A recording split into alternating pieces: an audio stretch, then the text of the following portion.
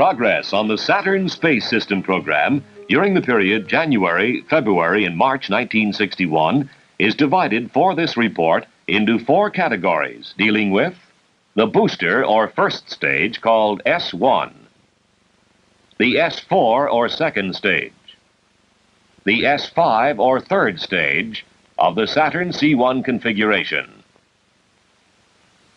and facilities and equipment in support of Saturn research and development.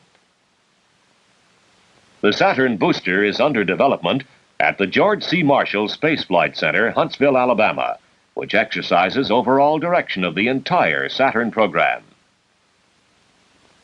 Due to the vast scope of the program, Marshall has called upon the specialized technical competence of 4 major contractors. Douglas Aircraft Corporation of Santa Monica, California, contractor for the S4.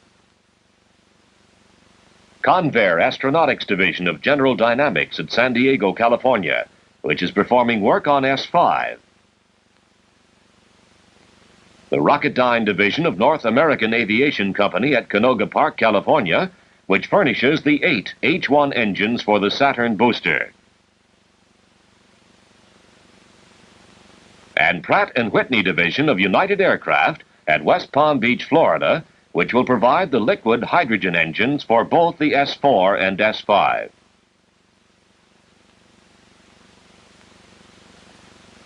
Marshall and its contractors are being supported by hundreds of subcontractor firms and government facilities.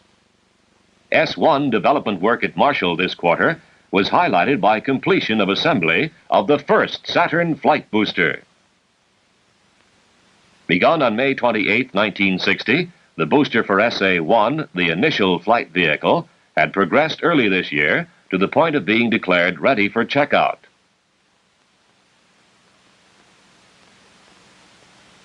On January 16th, the 22-foot diameter, 81-foot-long booster was moved from the assembly area the short distance to Marshall's Quality Division. Here, the stage, which initially will generate 1.3 million pounds of thrust, was to undergo an exhaustive series of mechanical and electrical checkouts.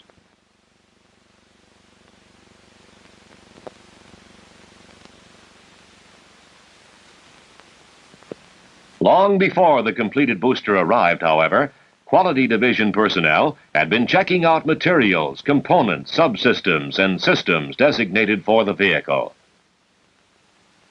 This Rataflow machine, for example, was used in acceptance testing of all relays and semiconductors. The parts were placed inside and pressurized to several atmospheres in a radioactive gas. Pressure was removed and the parts' surfaces air-washed. With a radiation detector, the amount of gas leakage could be determined and an analysis made of the conductor's hermetic seals. This aptly named SMART machine, its initials stand for Sequential Mechanism for Automatic Recording and Testing, provided a functional test of all the stage's semiconductors. In addition, a printed record of the exact DC parameters of each item was made on IBM punch cards. These records will be most valuable in future Saturn design work.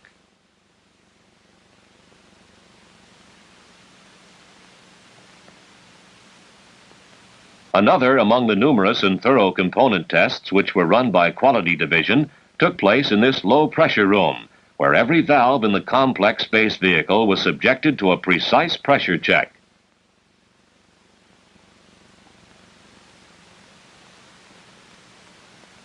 Each assembled Saturn component, such as this main measuring distributor, underwent final acceptance tests prior to installation on the booster. The distributor was functionally checked to verify that each measuring circuit was properly channeled and that resistance values conformed to design specifications.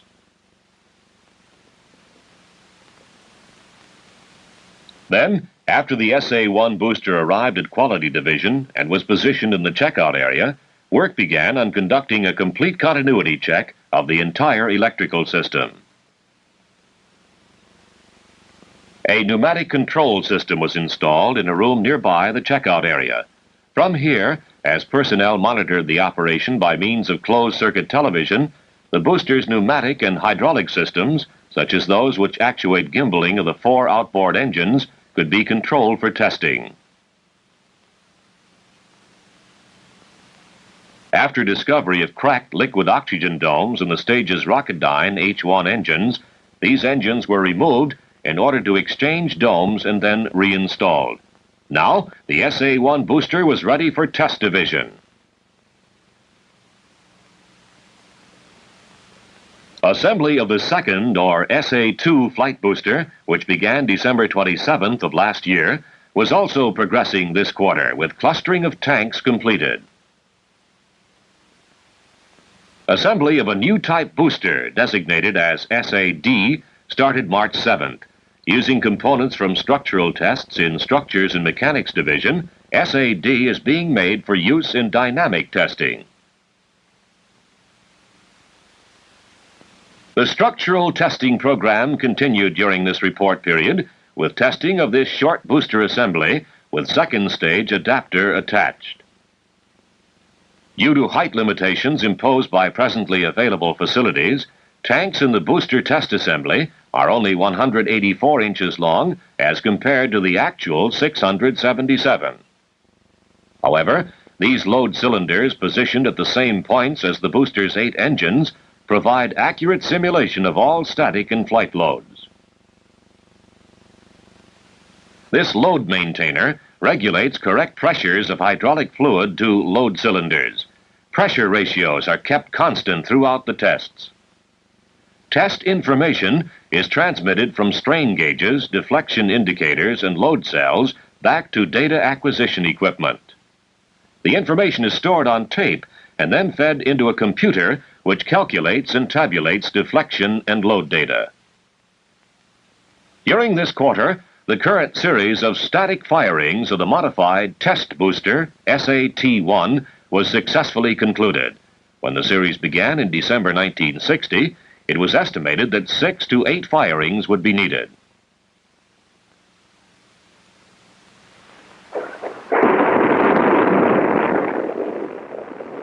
However, test objectives were declared fully satisfied after only 4 firings, on December 2nd, December 20th, January 31st, and February 14th. The January and February firings were for 113 and 110 seconds duration, respectively, each generating approximately 1.3 million pounds of thrust. All 8 engines were fired in each test.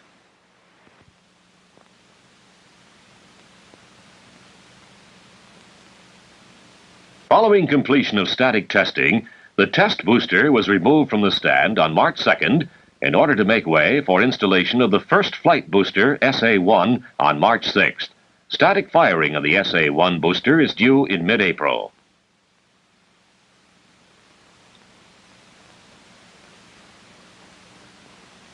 The test booster was moved to the nearby Tennessee River docks and rolled aboard the Saturn barge in an exercise to gain experience in loading and handling techniques. The barge, named Palaemon, will be used later for transporting Saturn stages from Marshall to the launch site at Cape Canaveral.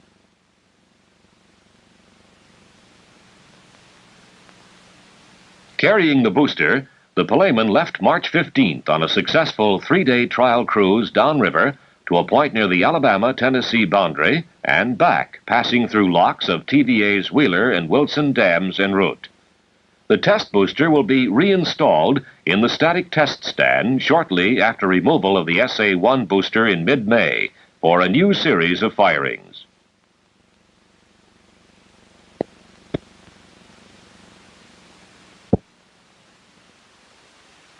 Build-up of facilities and equipment in support of Saturn research and development continued this quarter. At Marshall, the new dynamic test tower, in which Saturn stages will be excited to simulate flight conditions, neared completion. The SA-D booster will be installed in the tower in May and assembly finished there, while the test facility itself is being instrumented. Dynamic tests are scheduled for June. Electrical ground support equipment designed to check out and verify circuits within the Saturn booster was completed this quarter by Marshall's Guidance and Control Division. Shown here as an entire unit, The equipment was later moved to Quality Division, where individual components performed SA-1 booster checkout. This rack, known as the Ground Equipment Test Set, simulates electrical circuits of the booster and thus enables the electrical ground support equipment to be completely qualified prior to mating with the vehicle. The equipment is also used during launch to monitor and sequence countdown operations until liftoff. From Quality Division, the equipment will follow the booster to the static test stand and then on to Cape Canaveral. Saturn launch equipment, consisting of 4 support arms and 4 hold-down arms, are now undergoing checkout tests at Marshall. They will later be installed on the launching pedestal at the Cape. The retractable support arms are shown in this slow-motion sequence, moving to the retract position 62 inches in 0.8 of a second. Retraction allows takeoff clearance for the booster's tail shroud section. The hold-down arms then receive an electrical signal from the support arms to release the booster. At the Cape Canaveral Saturn launch site, the launch pedestal is complete except for addition of the support and hold-down arms and other firing accessories.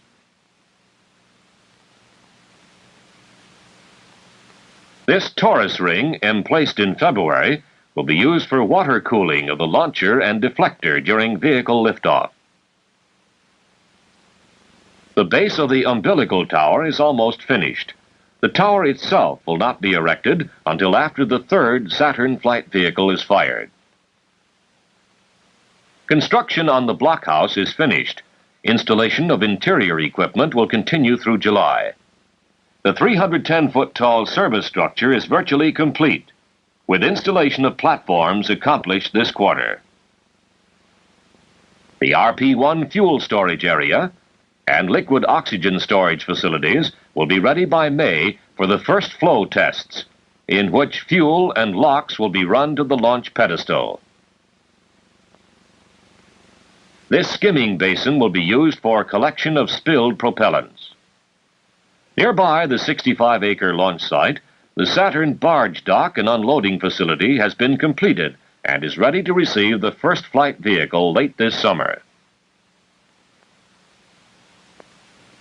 The feasibility of transporting the S-4 stage and possibly the booster piggyback on a C-133 is under study by Douglas Aircraft Company. Wind tunnel testing of this scale model is being done at NASA's Lewis Research Center.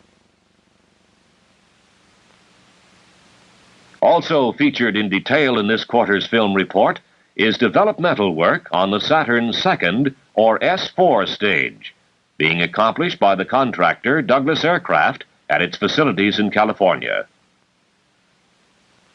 This 1/10 scale model depicts the actual S-4, approximately 41 feet long and 18 feet in diameter, as it will appear upon completion. Plastic cutaways reveal significant portions of vehicle structure, such as engine assembly, and the common bulkhead and oxygen tank. Shown in close-up are the S-4's retro rockets, ullage rockets, and pressurized helium spheres. A full-scale engineering mock-up of one of the stage's 4 liquid hydrogen, liquid oxygen, 17,500-pound thrust engines was received in February from Pratt & Whitney. A varied testing program was a vital part of Douglas development efforts. Insulation testing at its Sacramento facility determined properties of insulation to be used in liquid hydrogen tanks. In this test, the insulation sample is exposed to a liquid hydrogen environment on one side and a high temperature provided by a hot plate on the other. The test is run to show heat transfer characteristics of the sample.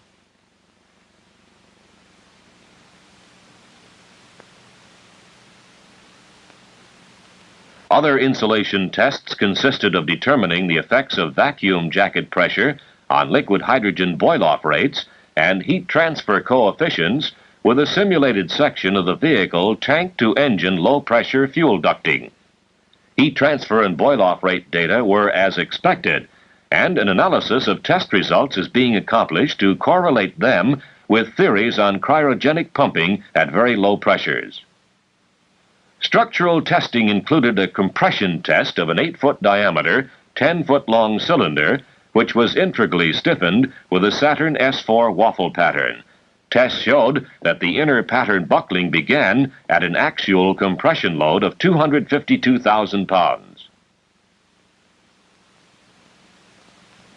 Testing was initiated on a prototype model of the helium heat exchanger, which will heat cold helium gas during flight for pressurization of the liquid oxygen tank. After installation of the heat exchanger on the stand, cold flow tests of liquid hydrogen began to gain experience on the transfer of liquid hydrogen between the storage tank, run tank, and helium heater.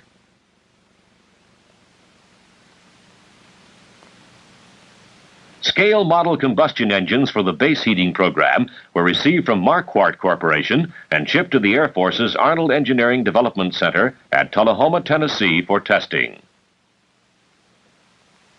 Water slosh tests were conducted at the Santa Monica facility on the 3-foot diameter liquid oxygen slosh test model to find sloshing parameters and to determine optimum design and location of baffles for the liquid oxygen tank. Testing was begun on the 300-gallon cryogenic container in the interim liquid hydrogen test area at Santa Monica. The liquid hydrogen surface level has been successfully recorded using an optical tunnel to photograph a still well interior. Observation of the liquid hydrogen surface via a closed-circuit TV camera looking through a 1-inch plexiglass window in the tank has also been successful. It is expected that liquid level determination to an accuracy of plus or minus 1/8 of an inch may be accomplished using a step-type gauge in conjunction with the TV setup.